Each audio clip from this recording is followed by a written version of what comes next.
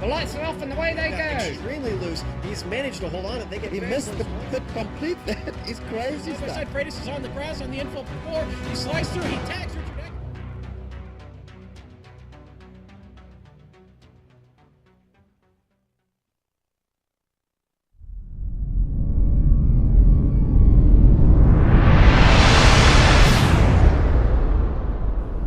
Welcome to DIYSim.com, your source for your entire do-it-yourself simulator building experience. Whether your goal is to build a full-motion flight simulation cockpit with all 6 degrees of freedom, or find plans to build a full-motion racing simulation cockpit with anywhere from 1 degree of freedom all the way up to 6, DIY Sim has the products, plans, and resources to help you make it happen. Our DIY Sim brand is backed by one of the most innovative sim building organizations in the world. Simcraft creates driver, in-the-loop simulators with proper kinetics for motion simulation, a technology that is unique to Simcraft and which accurately recreates high-speed vehicle dynamics. Simcraft simulator systems enable drivers to develop and enhance their car control skills efficiently and effectively, any track, any car, any day, all day. DIYSim.com has it all. Please start and finish your sim building experiences with us.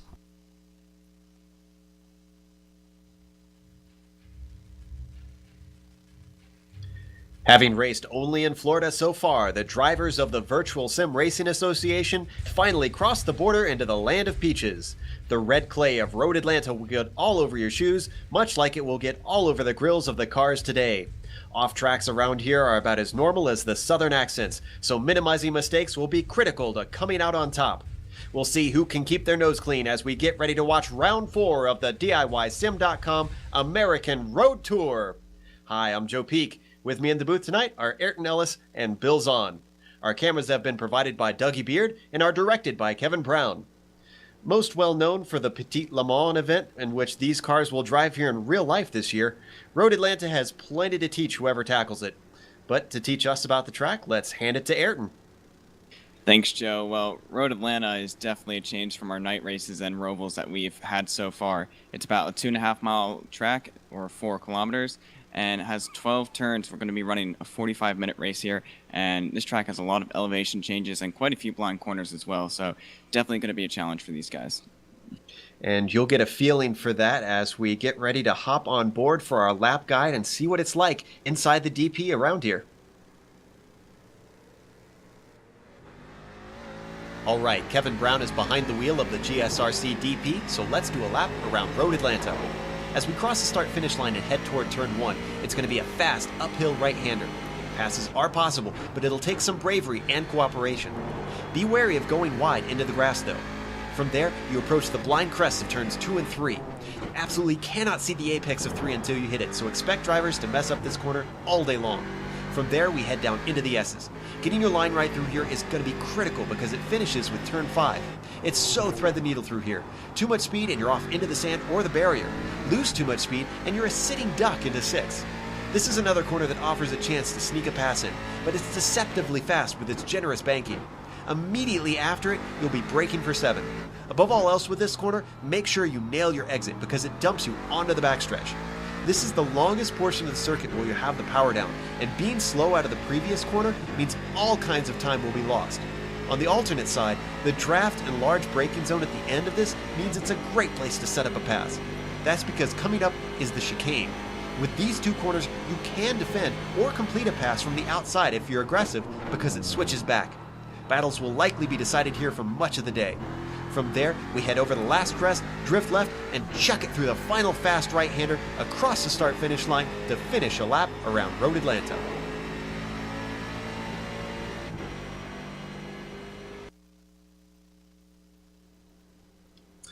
And as we watch the cars continue on qualifying, they are out by themselves in a solo qualifying. Let's go over the championship. And Bill, it's looking very different compared to last year.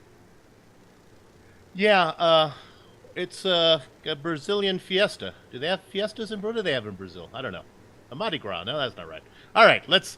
we had Anderson Moda in front, and 15 points behind him again from Brazil is Bruno Rossetto. Now, Rossetto's not here today, and he has a dropped race, though, coming up, so he's not going to be hurt too bad in this.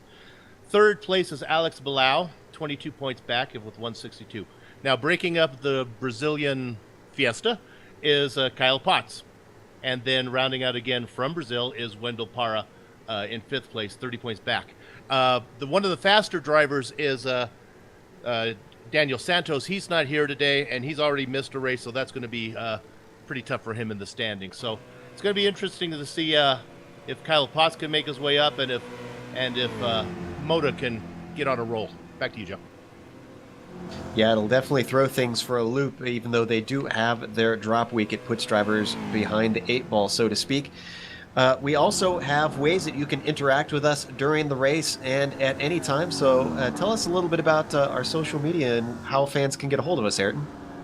Yeah, well, fans can go to facebook.com/Global Sim Racing Channel or at GSR Channel on Twitter to send us questions about the race, and they can also ask questions in the comments section on the YouTube and Twitch live stream. So lots of ways to contact us. Tweet in what type of parties they have in Brazil. I think we have one watcher from Brazil actually right now. We'll have to ask him, see if he knows. So as we continue on with qualifying here, some of the things we've already talked about, the stories of the drivers dropping races and various things. So there's the championship to worry about. But this race specifically, though, Ayrton, there's a few tricky places that can catch drivers out throughout the day. Yeah, I mean, this track has a lot. I mean, there's a lot of runoff space, but it's also very easy to go onto that runoff space. Quite a few blind corners as well, especially in the first half of the track. And then obviously you have that chicane, which you can really have some troubles going side by side through, even though that really is the only good passing zone with that long backstretch. So passing is definitely going to be a big problem here. Only about turn 1 and the chicane are probably the 2 best passing zones for these guys. And not only that, the barriers, this is, Bill, this is kind of an old school track in a way. There's not a lot of runoff room in a lot of these corners, and some of them are very fast. Yeah, you know, for a purposely built racetrack, it really is more like a street course almost, where if you get off on the grass on a lot of these corners, the barrier's right there. And in this series, there's no fast repairs, so the consequences of losing it are going to be much more severe than they would be at a track. Well, gee, we just did a track yesterday at like Circuit of the Americas where there's cement and there's no walls in sight. So, yeah, it's really very much an old school track. I think that's a good way to put it.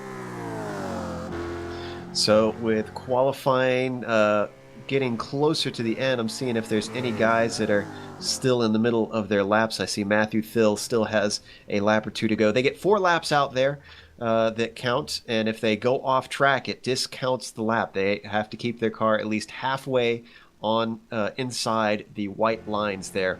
So that's something that these guys have to get right, and that can be very tough around here. As Eric was talking about, there's a few places like the chicane where it's very easy to overshoot that. So you can see right now Bilal is sitting on top on your screen in qualifying. That is provisional. As we let everybody finish up, we're going to get a little bit closer before we read that out. Now, I feel like we talk about this at a lot of tracks, Ayrton, but it's very true here. The pit entry can throw you for a loop if you don't practice it. Yeah, definitely. It's right over that hill, so you have to really make sure that people are aware around you that you're going into pits. That's the first thing, because it's right over that hill, very blind, and also the pit entry is really close to that wall. It's very zigzaggedy, so if you go too fast into it, it's really easy for these guys to get some damage. I actually was spectating Alex Blau almost at the wall entering pit lane, so that could be an issue for these guys. Zigzaggedy. Bill, I think Ayrton's been hanging around you a little too much. No. I don't know what you're implying there. So, as we watch Matthew Thill have a bit of trouble actually over the top of the crest and take the club course momentarily, let's talk a bit about some of our characters in this series. Wendell Para currently sitting third, you can see on your screen, in qualifying at the moment. And Bill, he was not looking, well, I guess you weren't here last race as much, but he's been a bit unreliable in a way. He's incredibly fast, he's been up at the front, but he's thrown away some good results here and there. Yeah, I watched the last broadcast, which I thought you guys did a really good job without me. Kind of hurt my feelings. Yeah, you know what? We can go all the way back to the season opener where I think he was battling for the lead and he kind of shoveled a car up out of the way and it cost him. He was able to salvage a good position. Yeah, I think if he can get his act together, he might be the guy to beat. And we did this series last season where they were running the Z4, and the guys have really struggled in this car, getting used to it. I think they're finally beginning to get the hang of it, and maybe we're going to get a little cleaner race this time, Joe. Well, I certainly hope so. It's been very argy-bargy in some of the other races. Passing has been both difficult and aggressive from a number of drivers, which is in complete contrast, like you said, to the previous season in the Z4. It looks like everybody has gotten a lap in. Only car out on track is Matthew Thill on your screen, as well as I see Alex Balau out there, but he is sitting at the pit exit, and he's already completed his laps. So let's go through qualifying. Alex Balau is sitting on the pole once again. Leandro Schmidt fills out the front row. Wendell Pera does sit in third, and Ruben Velasco is in fourth. Jose Vergara, a name that we are not as familiar with, but we took notice because he's doing very good in practice, and he did good in qualifying. He sits in fifth. Frank Phillips is sixth, followed by Anderson Moda. Obviously not his track. He is seventh. Today, going to start on the grid. Jonathan Scorallo starts 8th. Kyle Potts, who's been doing very well with his finishing position, starts 9th. And Matthew Thill, Ayrton, will start in 10th. Then Logan Knapp is in 11th place. In 12th, Romer Alcala. Scott Powers in 13th. Then João Oliveira in 14th. Eduardo Tomedi in 15th. Derek Waller in 16th. Lance Snyder in 17th. Mark Robertson in 18th. George Fike in 19th. Matt Malone in 20th. Bill? In 21st, it's John LaBeouf. Brian Shanahan follows him in the double deuce. Lee McGovern is 23rd. Patrick DeWin, 24th. In 25th is Michael Gorowski. And bringing up the end of the field, always looking to win that hard charger award, is John Kelly in 26th at the tail. Back to you, Joe. Indeed, and I think he might have some people joining him because I see that we had 28 people putting some practice laps in, including, I don't think we called out Patrick Nguyen, did we? And, yeah, he's 24th. Oh, okay, there we go. Yeah, I see two more names in qualifying or in practice than we did in qualifying. So a couple of guys either elected not to put laps in or simply couldn't get a clean lap. We'll see how many line up on the grid. This is a rolling start, so we'll have time to spot those guys who have not put laps in. So as we let the clock tick down, they got about a minute left. It looks like everybody's put their laps in. So at this point, we are just killing time until they line up on the grid. That pit exit, we already talked about the pit entry, Ayrton, is also a little bit of a danger zone. If you're doing the line right, tends to be kind of right in the fire lane line. Yeah, it really plops you right there. It doesn't put you in the racing line, but it's very difficult if there's a lot of traffic to get back onto the racing line if you have cars coming up on you. And also the speed differential is pretty big as well, because you've got people accelerating out of turn one, which is a fairly fast corner. So guys really have to watch out for that, really have to watch their mirrors. And the guys on the track have to keep an eye to see if anyone's coming out of pits, because that can really cause some incidents. And I wonder if that means that we might see some early pit strategies, Bill. Yeah, you know, what some of the guys do, especially at the back of the field, is darn sneaky. They actually are ducking in and taking their pit stop before they even take the checker. Well, I guess they're getting the checker flag, but they're not actually crossing the start-finish line. The green flag, thank you. I hear from the director. Yeah, before they get the green flag, they're ducking in. Let's hope they take their pit stop before the checker flag. They're ducking in right when they're getting the green, coming in, getting their pit stop out of the way, and then going the distance. That way they come out, they have a clear track when everybody is slow and fighting for positions, and it has proved successful. Not for a win, but for those guys in the back, they can certainly get up the standings considerably. Absolutely. However, we have heard from a couple of them, there is a danger that you are running that entire race on basically a single set of tires, and that means they can be incredibly worn towards the end. You can see the cars lining up on the grid now. Now I see that Marcio Erdazon did not put a lap in, and he is out there, and Clint Myers as well. They're sitting on the very back row in 27th and 28th on your screen. So those guys will start the race well. 28 cars circulating today for the 45 minutes. As we wait for the pace car to take off, I have to ask the usual question, Bill and Ayrton, who are you guys' picks today? Well, I'll go first. I like Leandro Schmidt. We know him from last season when he was racing the BMW, the Z4. He was extremely fast there, and I think he's here today. He's in second place on the grid. I think it's his race today. I think I'm gonna go with the pole sitter Alex Palau. He put in blistering qualifying lap, almost 3/10 faster than anyone else. So I think he really has some good pace, and I think he's really just had some bad luck in the previous races. You know, I think I'm going to have to go with experience. Ruben Velasco is a former champion in the DIYSim.com series, and I think that he might be back up to form today. He's looking very good in qualifying, sitting in fourth, and was sitting second in practice, and was off by about 3/10 of the lead time of Alex Palau. So it wasn't extremely close, but he was up there in the times for sure. The pace car is now taken off and is going to lead them around the track, and then we will go green for 45 minutes of racing in the DIYSim.com VSRA American Road Tour. So as we watch, and you're going to get even though we're on the blimp, I wonder if we could get down to the ground and get an idea of some of the elevation changes around here, just to see how blind some of these corners are, and also some of the momentum that it can carry into corners such, Ayrton, as turn 5. Yeah, turn 5 is definitely a tricky one. I've seen plenty of incidents happening on the entry and exit of that corner. Entry is difficult because you really have to run over those rumble strips in order to get the right line through it, so that can cause some unstableness in the car. And then the exit's difficult because sometimes you have to go over that dirt area, and that can get your car unsettled as well. So these guys have to be careful about that corner a lot, especially when they're racing tight quarters, because a slight bump in that corner can send you spinning. Indeed, I've seen a number of different series, just about every car, that seems to be the trouble corner for a lot of drivers. And I know even in my experiences racing around this track, it's so easy to bin a race just by getting oversteer on that exit, because the barrier on the left is right there. Once again, like we mentioned earlier, there's very little runoff room, and there's almost no saving it, Bill, from that. No, and again, that's what we talked about earlier, where you can end your race, end your season, actually put your championship's hopes become out of contention there if you get it off on the grass.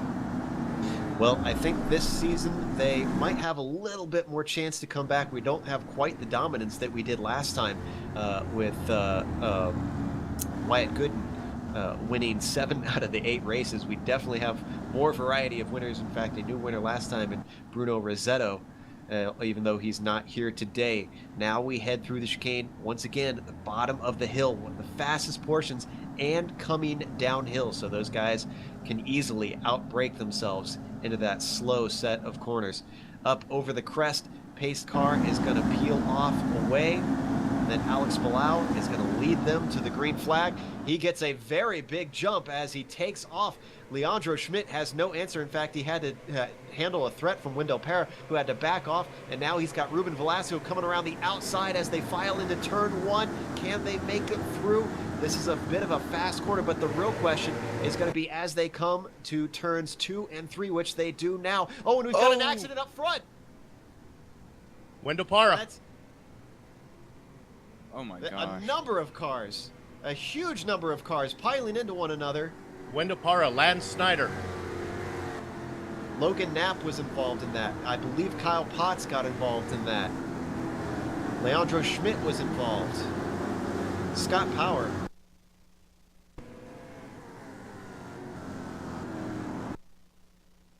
Wow, I think we're all a bit speechless. I have to apologize. I unfortunately had lost my feed for just a second. Looks of like our software. Looks like Parra got into the back of Schmidt. Let's look at this replay one more time. This was huge. Yeah, that was when it all kicked it off, coming up into turn 3, and with the entire field barreling down on them in a blind area of the track. It was almost inevitable. It was just chaos beyond that. Yeah. Go ahead, Aaron. Well, that's just one of the blind corners, so everyone else in the field had no idea where all the cars were, so it was just a domino effect. Honestly, I got too many drivers to name here, Joe. Phillips, Scalero. Yeah, let me just go through who did actually make things through. Alex Palau is still sitting in first. He managed to avoid all of that. And then Ruben Velasco is sitting in second. Frank Phillips has moved up into third after qualifying sixth and all that. And Romer Alcala went from 12th to 4th. This is going to be a very good day for some of our mid-pack drivers who managed to get through that. iRacing Phillips has damage on the roof. We have from the director. If iRacing needs to consider a red flag, man, because that was a parking lot. Absolutely. And as we watch Mark Robertson, actually, who is, I believe, behind Alcala. Yes, he is. And he's got actually a train of cars. Jonathan Scarallo, Matt Malone, and Xiao Oliveira, and even Edward Tomede, all behind him. I'm not sure if he's holding them up since if he managed to sneak by or what, but he just has a stream of cars behind him right now.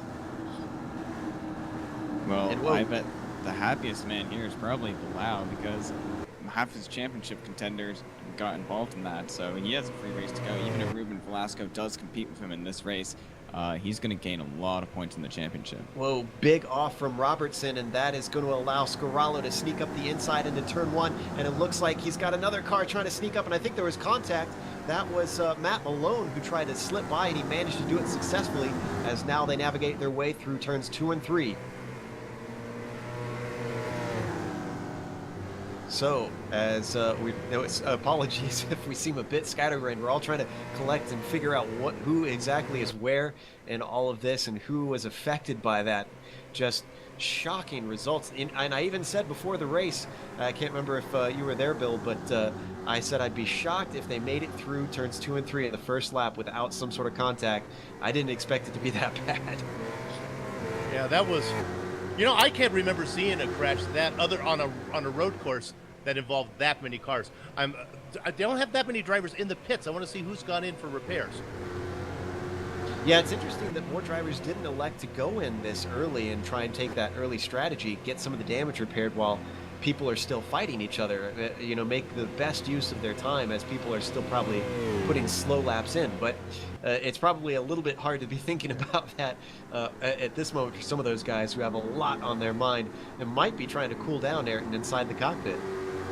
Yeah, well, the good thing for these guys is that even though they probably have to come into the pits for repairs, that counts as their pit stop because they can fill up their tanks, so they don't have to pit for the rest of the race. I'm looking at Wendell Parra right now. He's the first guy lapped down, so he did go into the pits, as well as Anderson Moda. Actually, I think Anderson Moda's on the track. So, yeah, these guys, I mean, they can still gain a lot of positions now since they don't have to pit. I think it was Parra, Potts, Moda, and Vergara are all the guys that really lost positions. And Potts and Vergara are out, so that this Parra is back in and Moda are back on the track. And interestingly in this is that the only person of the top 5, of the top 5 that was involved in that, basically my point is that Bruno Rossetto's he didn't show up, so he's the only one out of the top guys except for Bilal that was affected by that. So that's pretty much all of our championship contenders that are completely set back in this race. Kind of missed that's like not getting on the airplane that goes down, right? Yeah, exactly.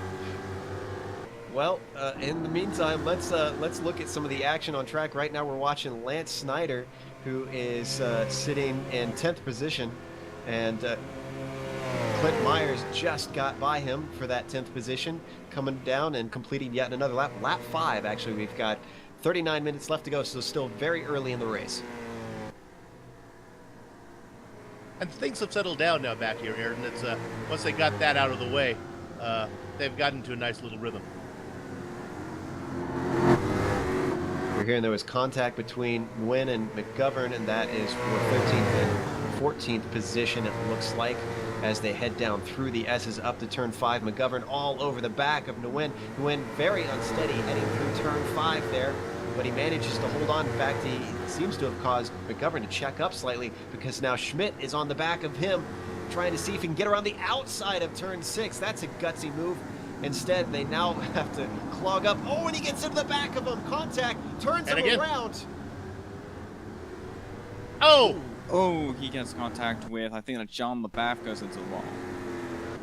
McGovern was not happy. He was immediately on the radio and giving some very unkind words to the car that he had gotten tipped by there. You can see the replay there, just getting plowed into even after it was all over. This is, well, I think you may have put a bit of a commentator's curse on things, Bill, asking for a clean race today. Well, you know, I got to go back to that last incident, and it's hard to do, but when you're sitting in the middle of the track like that, Lee McGovern started to pull away. You really just got to stay on the brakes and let guys go around you before you start to move off. Otherwise, you become impossible to avoid. So interesting development here. Alex Bilbao is being hunted down by Ruben Velasco at this point. Only 6/10 between them last time by at the line. And I believe Velasco was a little bit farther back before. He might have been set back by that early incident, that lap 1 incident. But right now, he is getting very close. In fact, it definitely looked closer than half a second to me at the moment. Yeah, he's probably within draft range now, so next time on the backstretch, he might be able to close in a little with a little tug on the draft. This time by, it's actually farther away, so apparently my eyes do deceive me, as he is 8/10 back now. But the good news is for these two, if they do manage to battle, Frank Phillips is nearly 10 seconds back, sitting in third. And in fact, he has no one to fight with, so Frank is looking very handy for that podium finish if he can keep his pace up. Romer Alcala is almost 10 more seconds behind him and currently trying to hold off a charging Jonathan Scarallo in 5th. Yeah, Frank Phillips had a really good race at Sebring, if you remember. He had that really good battle, I think it was Kyle Botts and Alex Blau as well for that 3rd place position. Indeed, and there was an opportunity for Scarallo coming down into the S's, but he had to get checked up, and his momentum was ruined, and now he has dropped back a little bit and fallen into the clutches of Matt Malone, sitting in 6th spot. Where did Malone qualify? Malone qualified in 20th position, and he's sitting in 6th right now. That is some incredible luck from him and some great avoidance skills. Yeah, it is pretty frantic at the very back, because you have some guys trying to make their way through that are a little faster because they got caught up in the incident, that are going through slower cars. It's aggressive back there. This is going to be a tough task for John Kelly to break the hard charger record. And we are watching a battle between Myers and Robertson. Robertson seems to come out ahead on that one. I'm sorry, that's Joe and Clint Myers. And it was Myers that came out ahead, into the chicane and has moved himself, it looks like, into the 9th position. So Clint Myers is actually, he might be our hard charger of today, because he's the one that started in 28th, sitting in 9th now. And look at him, he's already on the back of Mark Robertson.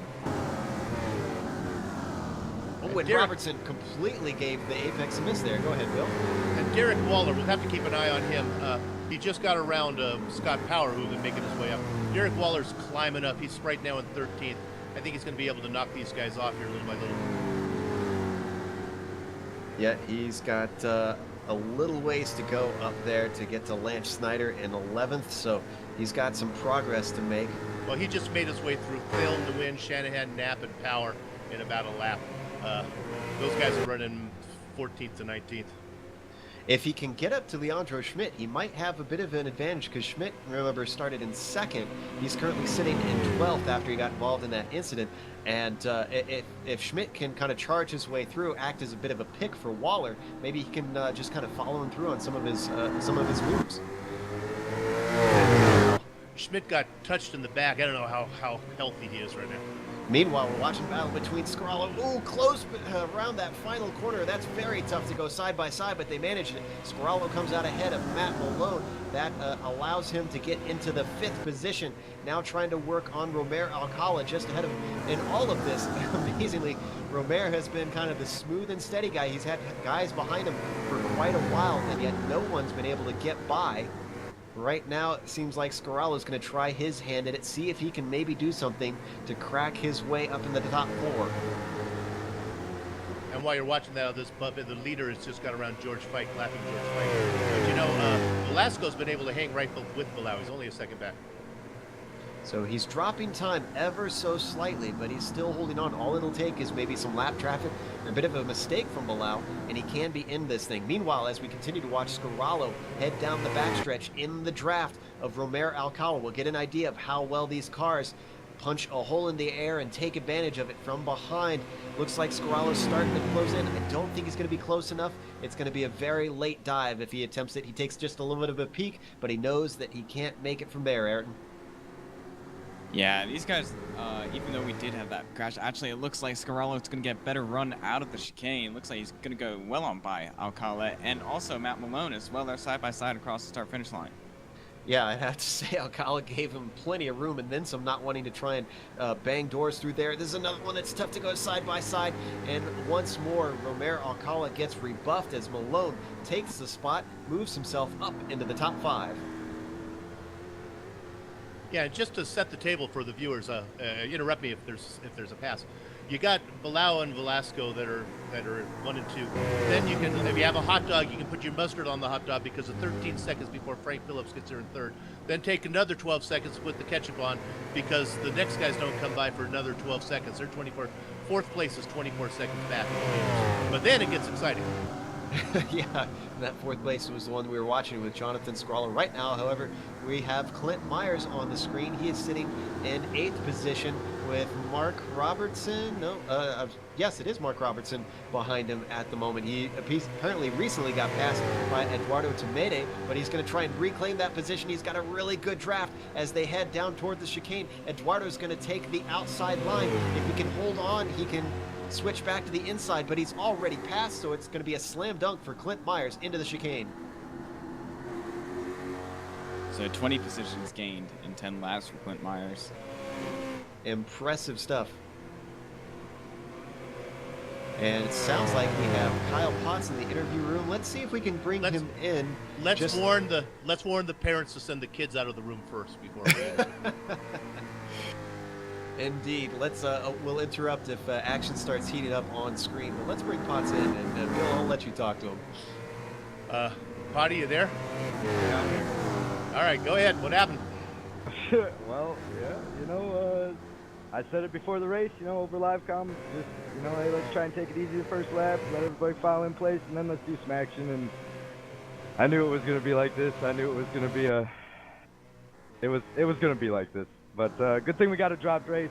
I thought I made it, man. Nobody hit me from behind. I really thought I made it through there. And then at the back end of whoever's car just hit me a little bit, and I couldn't get it to stop. Wheel spin, and it just went into the wall.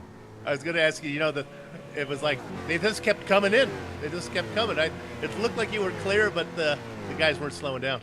Well, and actually, before the start of the race, like right as we started that race, Anderson Moda went off into the pits, and I got a black flag for passing for the start-finish line. So that started off just awesome. Great. Well, like you said, you got a dropped race, so put that one in the mulligan bag, and we'll see you next week. All right, thanks a lot, guys. Have a good one. Okay, thanks, buddy.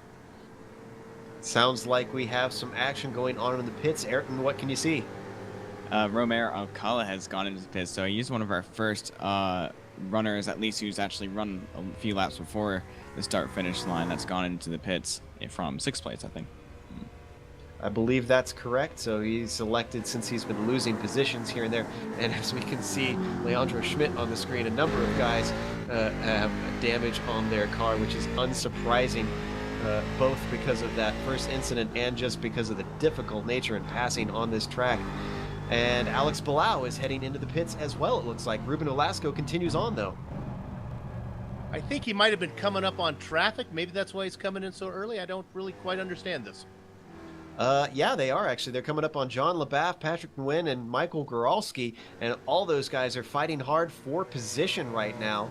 So I think that could have been a smart move, actually, as Velasco is going to have to deal with them pretty soon. That's if he can get out into clear track, though. He's still in his stall at the moment as we watch Nguyen and Goralski battle it out here. And it looks like he's going to try and take a move up the inside into turn 6, and he gets it done clean.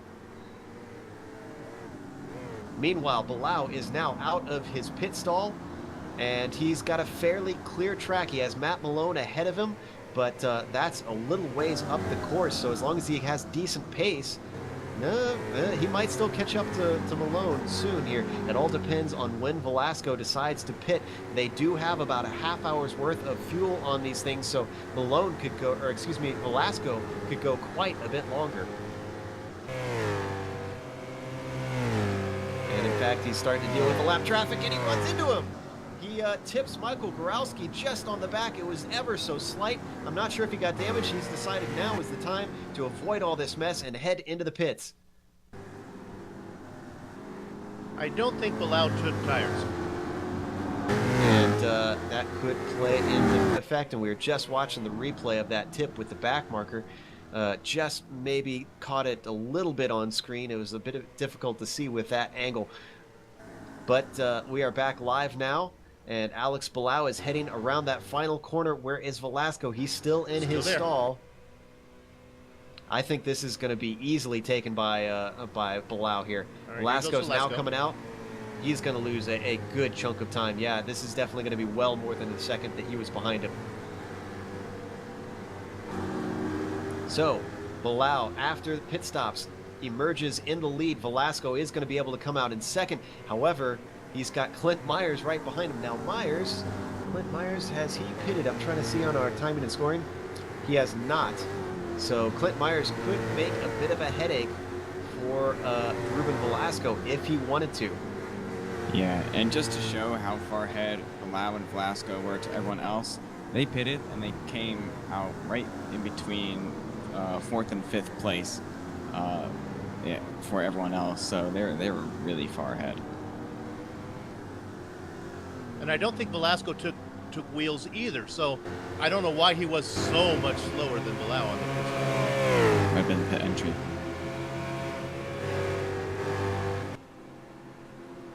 So we're hearing that Velasco actually had a faster pit stop, which is interesting, but Frank Phillips is still out there, and he has continued on to lead the race. Now, they don't get any bonus points for leading the lap out here, but definitely is taking advantage of just trying to stay out as long as he can at the moment. But he is being slowed up by Scott Power, who is going a lap down at the moment. We see him just ahead, and that yellow and white DIYsim.com machine. And yeah, absolutely holding him up as they head through the uphill left-hander of turn 5. He's going to want to try and scurry on by as quick as he can. Meanwhile, he's also got Romer Alcala behind him, who is looking a little bit squirrely as we hop off board of Frank Phillips. Let's see if we can find ourselves a battle on track for position. Sounds like Bath and Fike are having a bit of a battle, and that is for 18th and 19th. And actually, no, that's Patrick Nguyen that he is with, and makes his way on by quite easily, coming out of the final corner after a bit of a bobble from Nguyen. Now, Ayrton, I can't say I'm too shocked at the number of driver errors that I'm seeing around some of these fast corners. These cars are already very difficult to handle, and it seems like the order of the day is just run a bit conservative and you can pick off positions. Yeah, actually, I feel like we've actually seen less mistakes this race than we've seen most of this season. It was really just that first lap big wreck at the start, and we have seen some guys making mistakes, but the guys at the top haven't been making much mistakes like we've been seeing in previous races. We have hopped on board Nguyen, who's still behind John Labath at the moment as they head down the backstretch. As we watch this, just a quick update. I'm looking at the timing and scoring, and Ruben Velasco is just under 2 seconds behind Alex Bilal, so he slightly lost time. And there's an attempt from Patrick Nguyen, very late attempt, as Labath went defensive into the chicane, and they both managed to go through there, but they just about picked the same line there, Bill. Yeah, that was well, Nguyen's up higher than he's used to. He's pretty excited about having this position he's in. Hey, and since I mentioned him early in the race, we'll just follow up. Derek Waller has made his pit stop. He's been in and out, uneventful, so we'll see where he files in with this pit cycle. Last time by the line, he was scored as 10th. I think he should be slipping down the order. So Derek Waller having a fairly decent race. We're still looking at, actually we're on Scarallo now, who is battling with Tometi.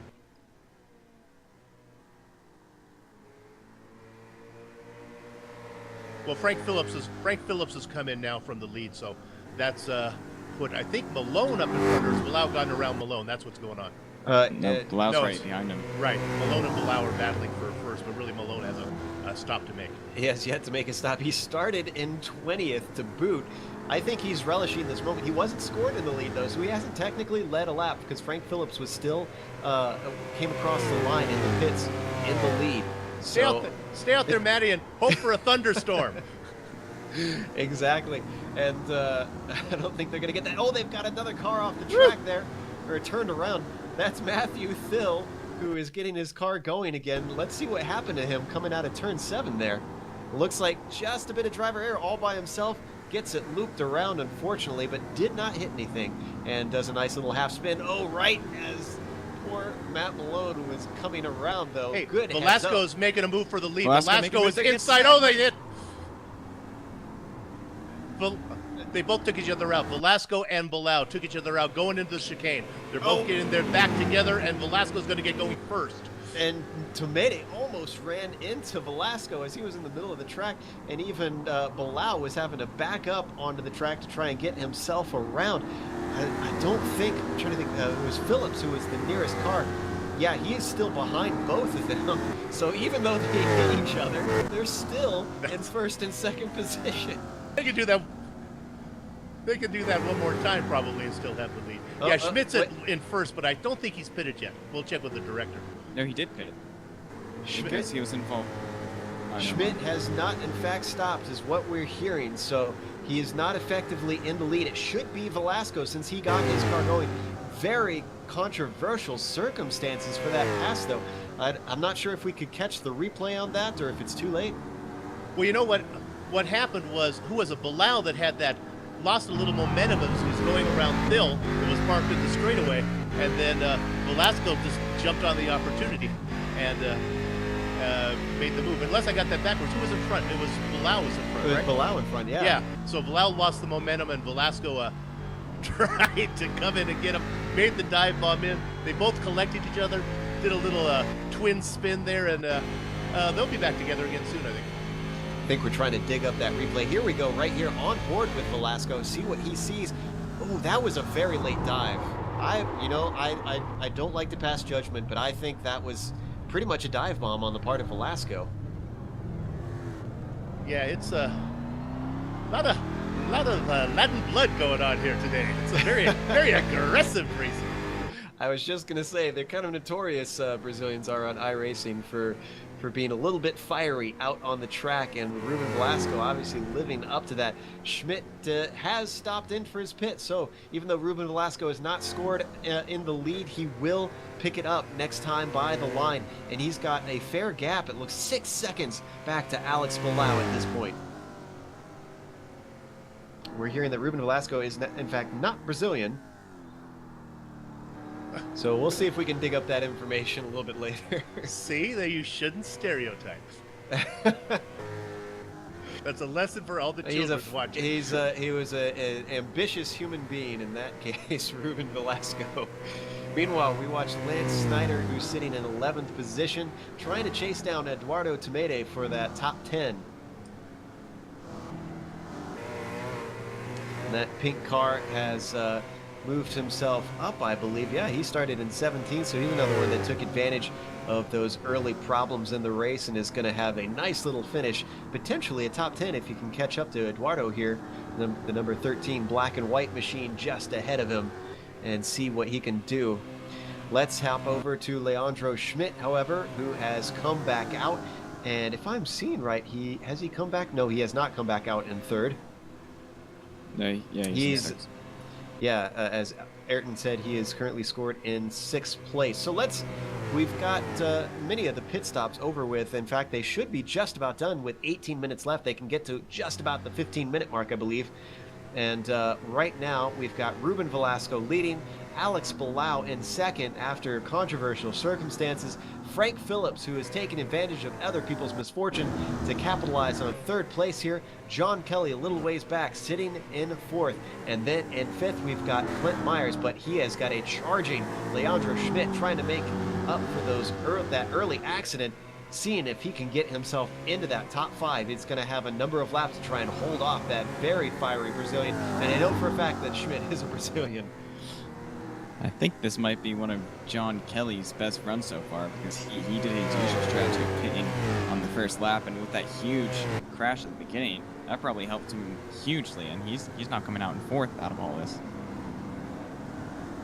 And Scarallo, we saw on screen, made contact with Oliveira, and that was for 8th and 9th position.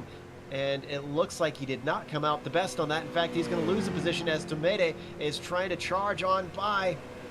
So he goes from 10th to 9th with ease down the backstretch. You know, I talk about it every week. We get one nugget from Ayrton Ellis. John Kelly in 4th place. I was going to butt in it.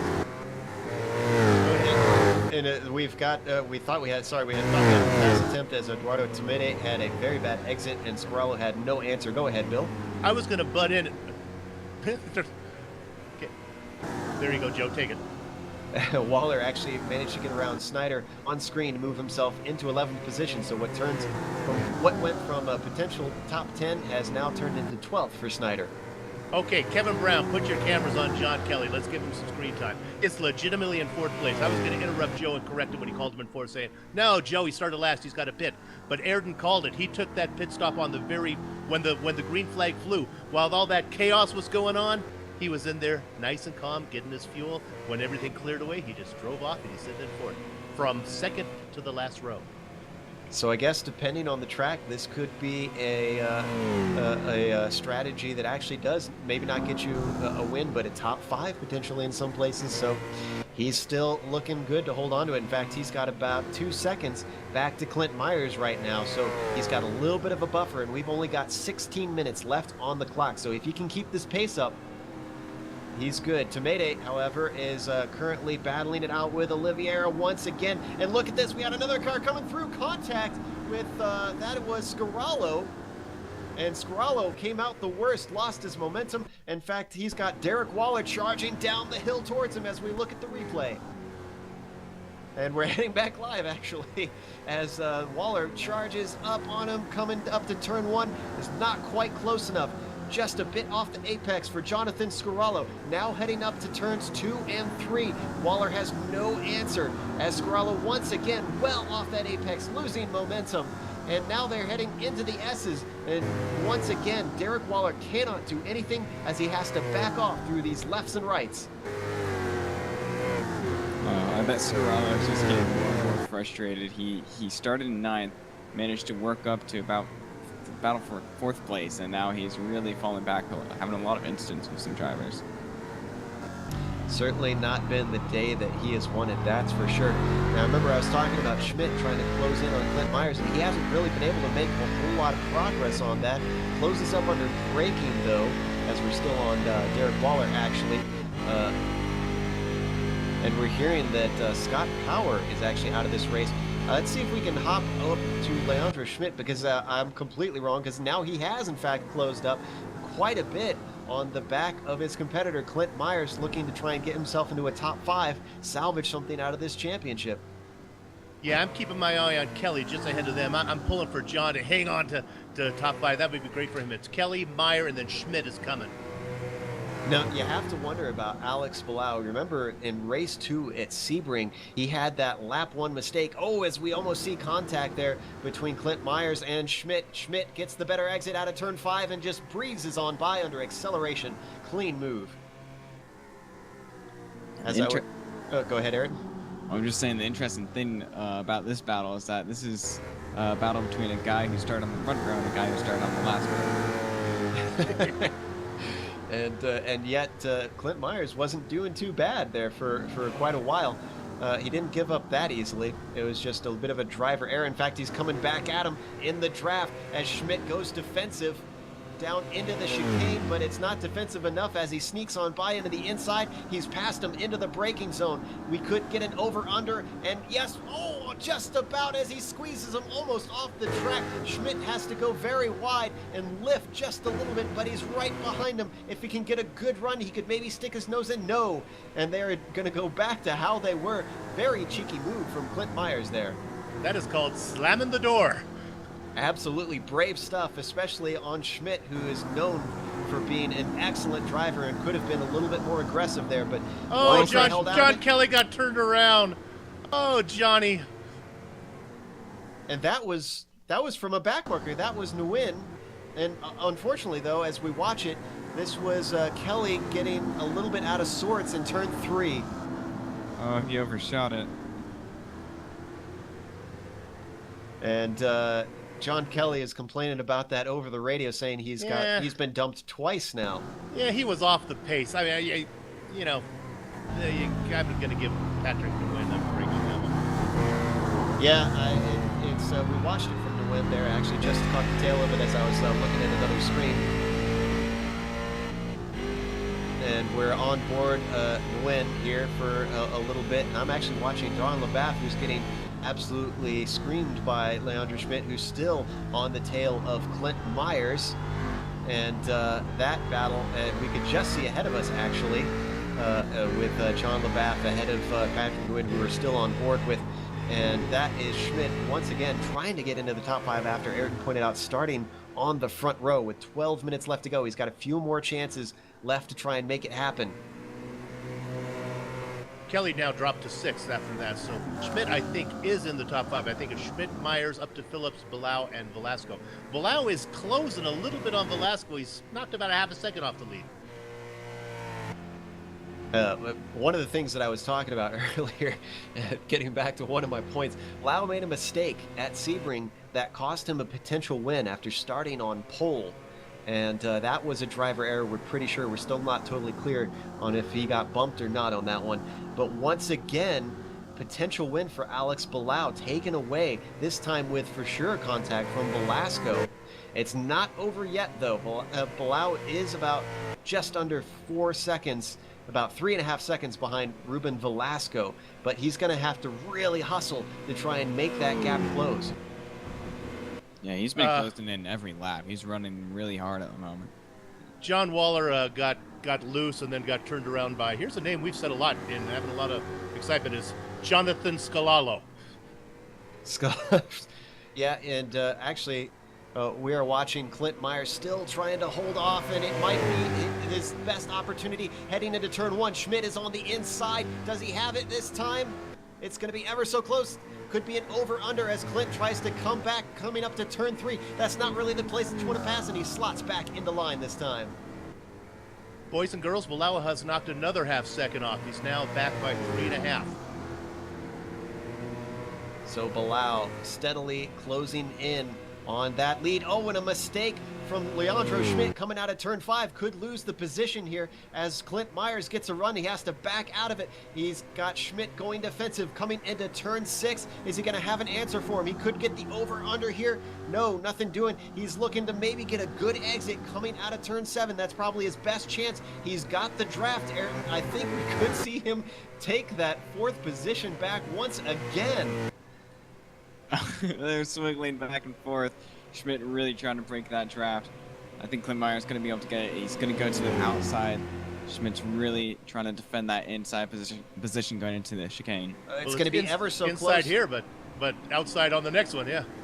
Oh, and he's got it. Good defense from Schmidt. Holds on to the position after a very hard charge from Clint Meyer. And just to give you some information, Alex Bilbao knocked nearly an entire second off Velasco that last lap. It is on for the lead. Here, kitty, kitty, kitty, kitty. And you can actually see him very closely. He's got Romero Alcala actually just ahead of him between those two cars. At the moment, you can see them heading down the backstretch. Wait, Frank Phillips has stopped. Frank Phillips has stopped, and this is interesting.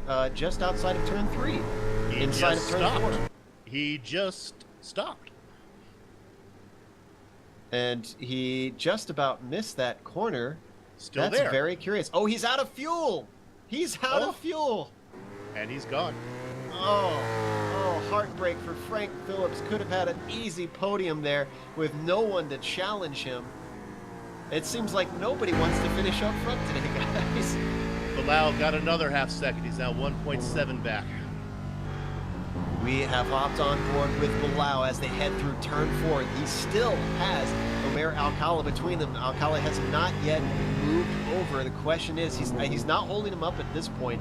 So when is he gonna just pull over and let Bilal by to see if he can chase him down? Obviously, he hasn't been hindering him too much with the chunks of time that he's been taking off. Look at him close, under braking into turn 6. That very fast banked right-hander. Now around the slow turn 7. This could be the best opportunity for Alcala to just kind of pull over. He's not fighting anyone. He doesn't have anybody close by. Michael Goralski is a ways back. He's still holding on, though. Go ahead, Bill. And just to follow up on another story, we don't have to go there, but John Kelly is back into the top 5 now with Phillips running out of fuel, but Matt Malone is pulling him in. And you can see Alcala hit the brakes a little bit early and allow our leaders to go on by. This time, I'm pretty sure it is less than a second as they come across the line. And it looks like it is just barely over a second, 1.021 this time. But Alex Bilal has really cut that down. It's down to 7 minutes to go on the clock. Bilal could make up and maybe get revenge here. Let's hope that he does it not with contact, but with a clean pass on Velasco. I'm going to go out on a limb and guess that we're going to have a first-time winner this race. You know, I think that's a very astute observation there, Eric. I think Leandro Smith in 34th needs to keep pushing because those guys may take each other out again. I mean, he's in 3rd place, he's 34 seconds back. Yeah, these guys have the space to try and battle it out. Actually, Clint Myers has started to drop back from Leandro, so he doesn't have to worry about that. And this one just keep charging forward. And as you said, John Kelly trying to hold off Matt Malone for that 5th and 6th position. Meanwhile, we're still on Alex Bilal, getting ever closer. Let's stay on this battle since it's getting to the end of the race. I'm sorry, I wasn't sure. Is that our director talking to me for a second? Well, in the meantime, it is now down to 0.3 of a second between Bilal and Velasco. Is he going to hold on and wait for the draft down the backstretch, or is he going to try and make something of it? He takes a look heading into turn 3, and there's nothing doing there. Oh, he took a lot off of that inside curve, though. He's got to be careful because you can get a cut course penalty.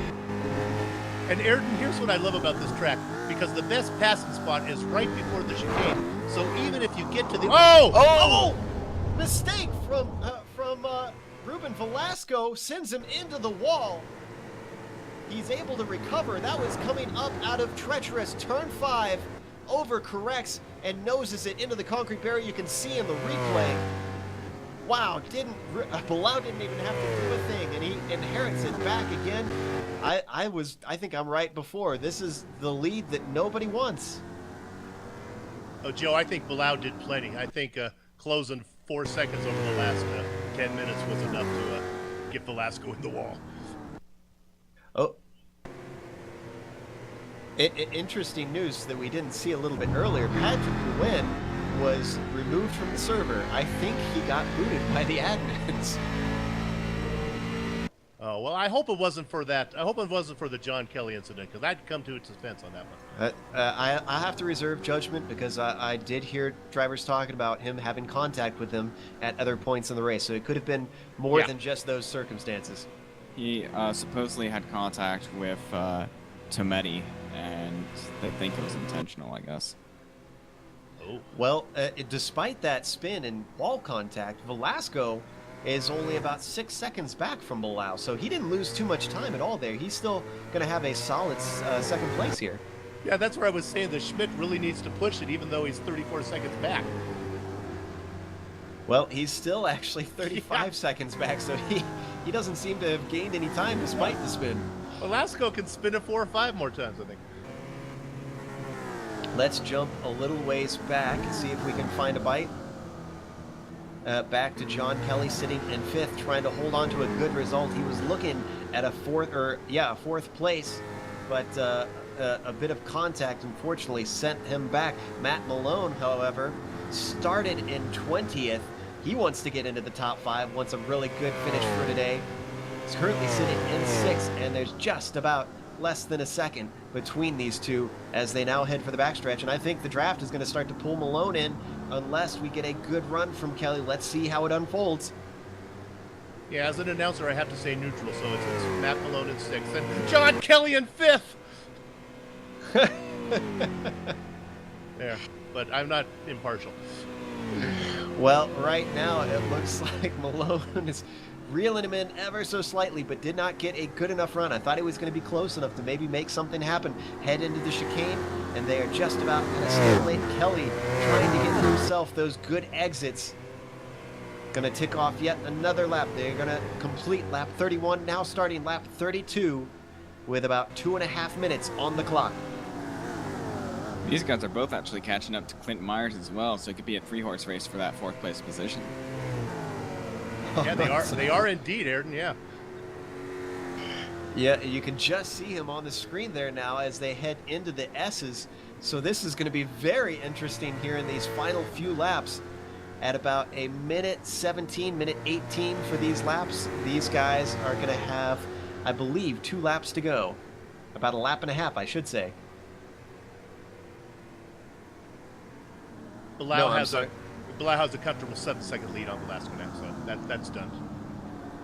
10-second lead. Looking about, yeah, there we go. So as Velasco has now finally come across the line, that's how big of a gap it has been as we continue to watch Kelly see if he can hold on to this 5th place position. Malone is closing in just a little bit more this time, but he's not close enough. He takes a little bit of a peek coming down the backstretch into the chicane. They take just about the same line, but it looks like Malone is much better out of that chicane. He's a little bit closer than he was the lap before, and they are definitely closer to Clint Myers. This could spoil the party depending on if John Kelly can make a decisive move. Meanwhile, let's see how much time we have left on the clock. I think white flag is going to come up this time by. Well, I'm not sure if I'm John Kelly, if I want the white flag or if I want to try to catch Chris Myers. I don't know. Well, they've got about a lap and 3/4 to try and do it. And, oh, he gets a terrible exit coming out of 5. Is he going to stay defensive? He does, but he doesn't go defensive enough as Malone looks to the inside, coming up into turn 6, slices past him under braking, and there's no answer from John Kelly in the over-under. Maybe there is. He's looking on the inside of turn 7. That's not the place you want to do it. You want to get a good exit, and he unfortunately sacrifices it, and this is allowing Clint Myers to start to spread that lead ahead of them as Alex Palau has taken the white flag and started his final lap. Yeah, before that move happened, I was going to say that this would have been a battle between John Kelly and Clint Myers for the hard charge. Ruben Velasco is in the pits. He might not have filled it up enough. That's probably why he was driving so slowly, fuel saving. And Leandro Schmidt is going to, oh, yeah, he has exited out. This means Ruben Velasco won't even finish the race. Schmidt is going to bump himself up into 2nd. Clint Myers is going to get bumped up into 3rd. Velasco came out ahead. Velasco's out. He just gas and go.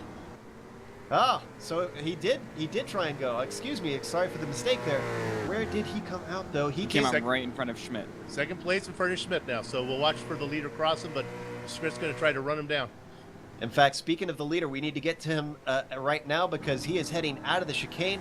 Alex Palau, I can't remember if he's had a win yet, but today he has one here at Road Atlanta. Despite contact, despite everyone else running into chaos, Alex Palau wins and round 4. Schmidt has spun. He's into the wall out of turn 7. That top means 5 for John Kelly. Come on, John Kelly. Clint Myers and Matt Malone. And Malone is looking to move himself up one more position. He could be up onto the podium. He's trying to move his way past Clint Myers. He's on the outside heading into the chicane. He's going to have to do some heavy braking. They're still side by side. Clint Myers almost spins it, holds onto it. He's going to lose yet another position. John Kelly! John Kelly moves up. Hello? We have a mistake from Matt Malone, but now a mistake from Kelly as he bobbles out of the corner. He's trying to hold on to it. Is he going to be able to hold it? No! Oh! Myers finishes off the track just ahead of him. So the order of the top 5, Alex Bilal wins. Ruben Velasco gets second. Matt Malone comes home in third. Clint Myers just ekes by off the track in fourth. And John Kelly finishes in fourth. Leandro Schmidt does manage to salvage a 6th place. Woohoo! And we're looking at Scarallo trying to work his way up ahead of Waller, but doesn't manage it, finishes in 13th. In fact, he's the last car in the lead lap, and that completes all of our finishers. Let's go to break so we can get a moment, and let's have some interviews, because we need to talk to some people after that incredible race at Road Atlanta. Don't go away.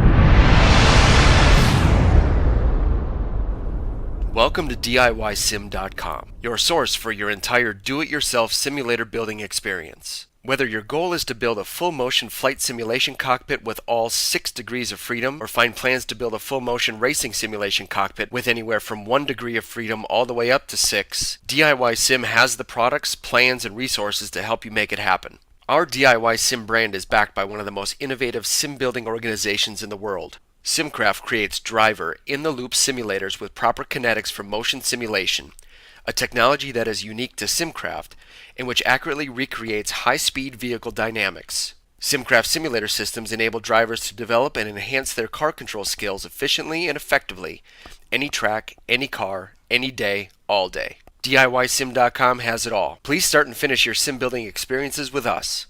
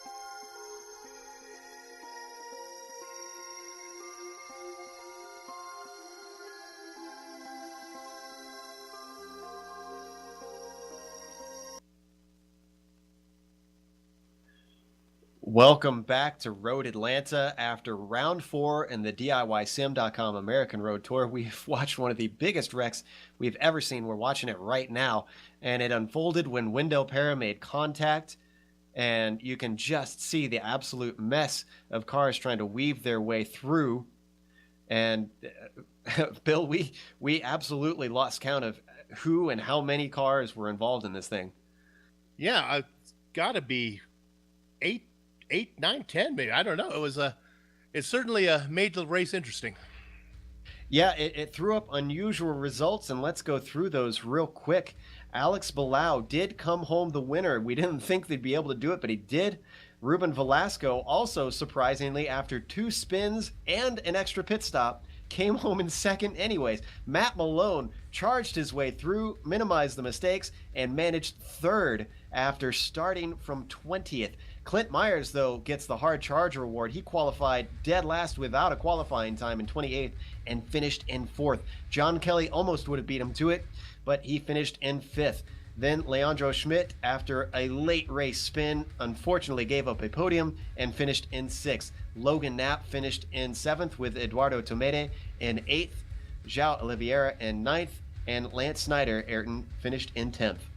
Then in 11th is Mark Robertson. Derek Waller finishes in 12th. Jonathan Scarallo in 13th. George Fike in 14th. Romero Alcala in 15th. Brian Shanahan in 16th. John LaBaff in 17th. Anderson Moda in 18th, Marcio Arizona in 19th, and Michael Kowalski in 20th. Bill? 21st, Patrick Nguyen, who we think might be taking a little visit to the race steward tent. Frank Phillips in 22nd. Matthew the Thrill Thill in 23rd, 9 laps back. Scott Power in 24th, 13 laps back. Lee McGovern, Wendell Para, Kyle Potts, and Jose E. Vagara, all at the back of the field, 29, 30, 31, 34 laps, 90 laps back. Back to you, Joe. Well, unfortunately, we don't have our first and second place finisher, and we would have loved to have talked to them after some definite controversy between them on track. But we do have a third place finisher, and that is Matt Malone. And Matt, I have to say, coming from 20th, I can't imagine how good that feels to be able to be on the podium. It feels like a win. I mean, I'm still kind of shaking here. It did feel like a win, especially for that last section of the last lap. Holy cow, I almost threw it all away, but man, it definitely feels like a win, especially with how fast some of these guys are. It's crazy.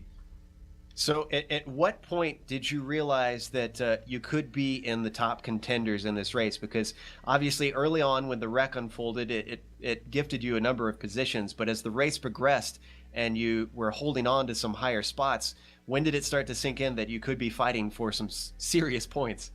Yeah, I think after the pit stop, when it kind of all settled in, because things always get shuffled around, people pit early, but yeah, definitely a lot of shenanigans early on. But after that all cleared out, I get out of the pits, kind of settle in, do a couple laps, and I'm like, hey, I think top 5's possible, and heck, I'll walk away with third. So we were trying to piece together, what all happened with that first lap. How did you get through the mess? What was your strategy? Well, I saw the yellow flag and a lot of people on the right, and I kind of saw some space on the left, just slow down and kind of creep my way through. And I was just lucky enough that no one got into me, but yeah, I just kept it really safe, and I was surprised I got out of there. Well, congratulations on a podium finish. Well earned. Very good job, especially at the end with that great battle.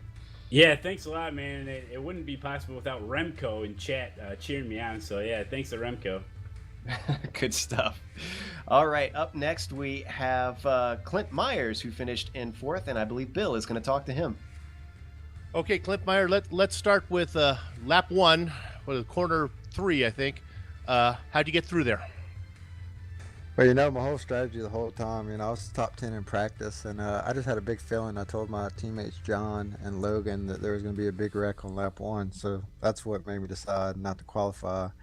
And, it actually paid off. I just decided to go real slow, just watch out for all the cars coming back onto the track, in the middle of the track, and luckily got my way through there without any contact.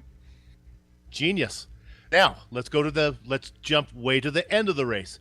You're running in 3rd spot, and the guys are closing in on you. What were you thinking, and what about that last corner?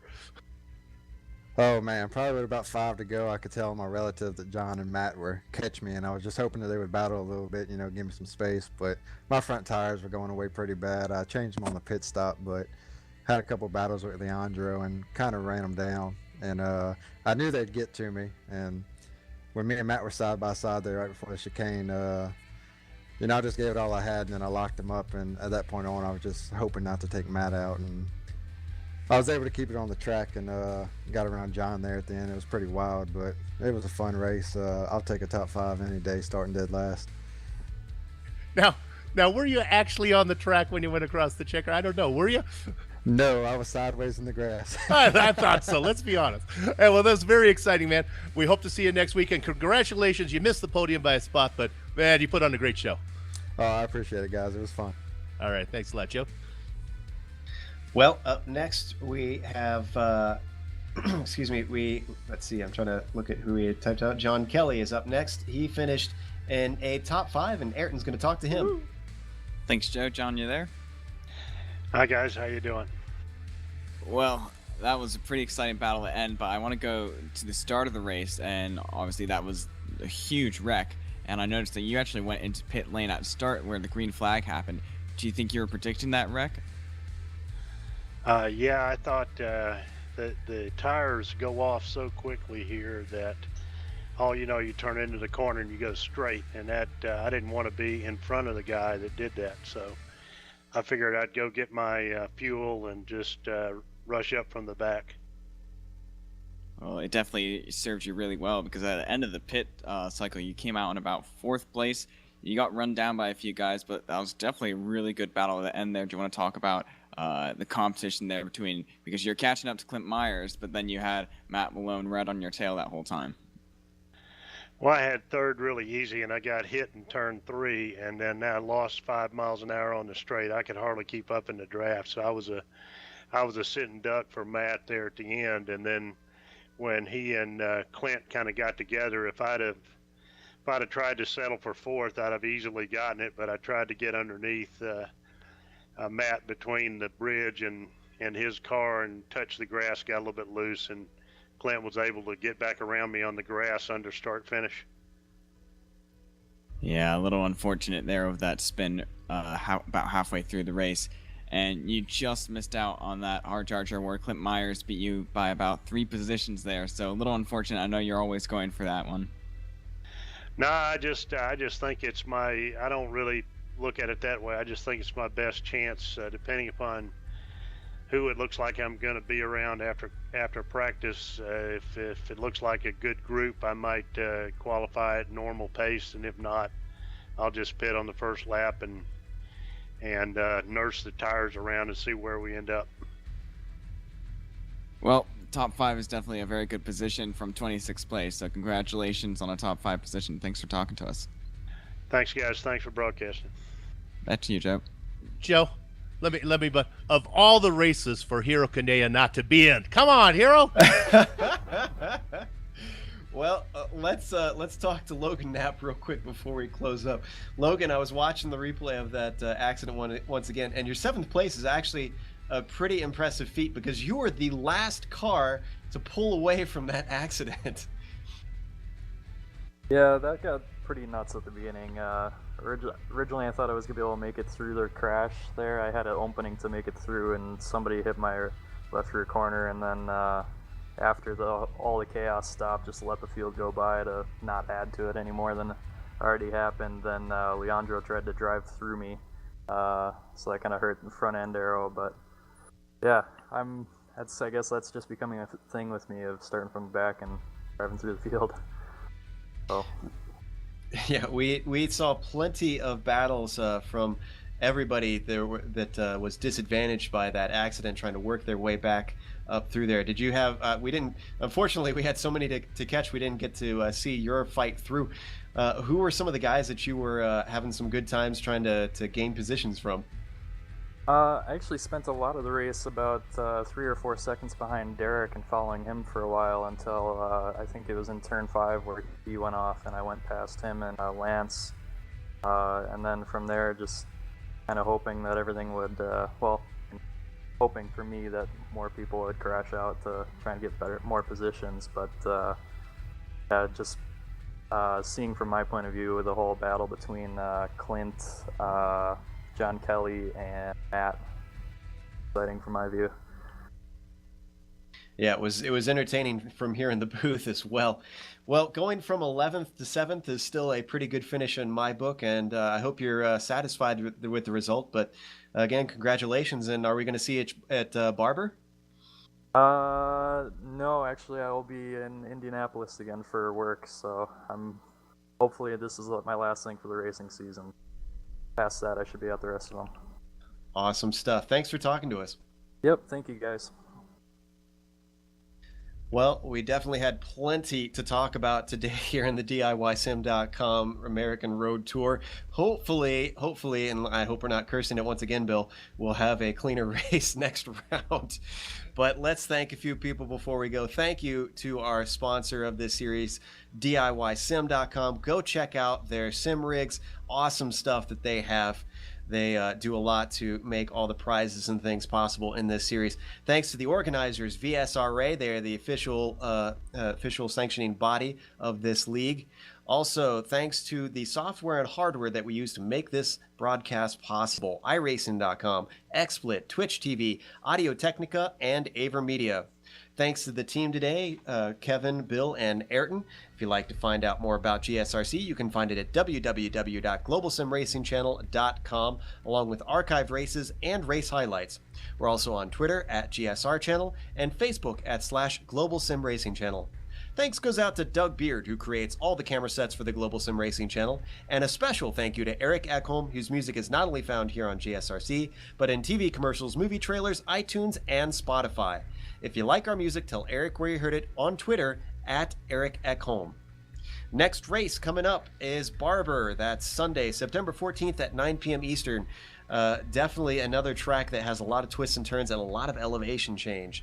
Also, our next broadcast, that's this week. That'll be the ASRS coming back to Chicagoland Wednesday, September 17th at 9 p.m. Eastern. Also, the iSuper Speedway Series is going to Daytona September 12th at 10 p.m. Eastern.